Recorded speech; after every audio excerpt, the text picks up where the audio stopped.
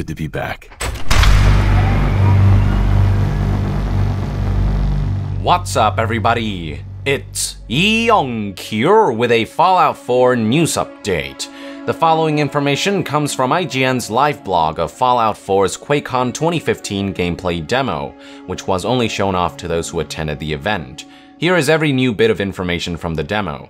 It begins with a showcase of various concept arts, among them being Mr. Handy. Todd Howard stated that Mr. Handy wasn't just modeled on the outside, but also on the inside, so if he gets blown apart, it's actually possible to see his insides, which is a pretty neat detail.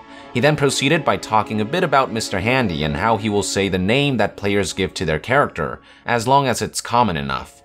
According to IGN's article, names can range from Sean to Mr. Fuckface.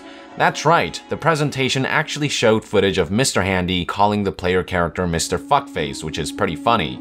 The topic then shifted to the dog, which was apparently modeled after the dog of Fallout 4's lead level designer. Animations were based off of her too. They then showed off a concept art of the dog wearing a scarf, which could perhaps be confirmation that the dog can be equipped with an assortment of apparel and gear. They then began talking about companions, starting with Preston Garvey. We got a good look at him in the gameplay demo they showed off during E3 2015. They also introduced a new companion called Piper, who IGN described as a woman wearing a red leather coat and an old-fashioned newsboy hat.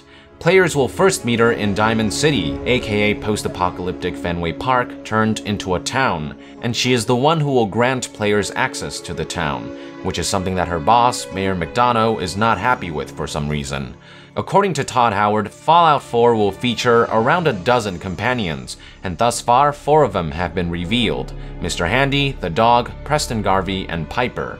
Also, it was revealed that in Fallout 4 you can romance any companion regardless of gender. Now, there wasn't any clarification on whether players can romance Mr. Handy, but hey, I don't see why not if you're into that kind of thing. The presentation then shifted focus to the Pip-Boy. They actually showed an Apple-style video featuring Johnny Ive as a little joke. Then they finally showed off gameplay, which started with the protagonist looking at his new Pip-Boy. Through the Pip-Boy, you can actually watch vintage-style educational videos that detail the 7 special attributes. The one that the presentation showed off was the video for strength, which talked about how the stronger you are, the more you can carry. According to Todd Howard, these videos are part of a series, and they will be released from now to the release of the game. He then talked a bit about Special and Fallout 4's leveling system. Skills seem to be completely gone this time, replaced instead by a bunch of perks. Each perk is tied to a special attribute, and every time you level up, you get to pick a perk. The perk UI is very interesting. Apparently, it's laid out like a giant poster, with each column designated to each letter of Special, so 7 columns of perks, with each column representing one of the game's 7 attributes: Strength, Perception, Endurance, Charisma, Intelligence, Agility, and Luck. So it looks like Fallout 4 is changing up the leveling system for the Fallout series, in a very similar fashion to how Skyrim changed up the leveling system for the Elder Scrolls series. Among the perks was Bloody Mess, which Todd Howard commented that everyone likes to pick. Then the player dived into some gameplay, starting in a town called Lexington. Todd Howard described that ghouls have come in and pushed out survivors, but there is a group that has taken residence there. As the player traversed the town, ghouls started pouring in from windows and cracks in buildings, but the player made quick work of them using the game's VAT system. After the battle, the player discovered a super-duper mart. He went in and commanded the dog to see if there is anything worth taking, and while the dog scavenged the area, the player began hacking a computer.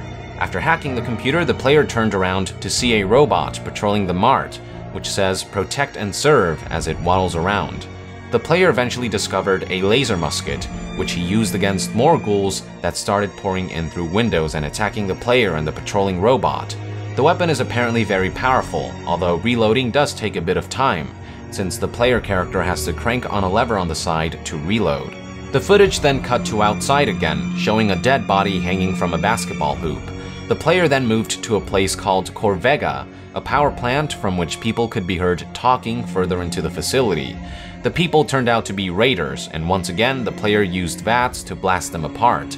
IGN noted that the sound in these scenes was incredible, with weapons sounding excellent and shots echoing in these old rusty rooms. Then ghouls came into the fray and started attacking the raiders.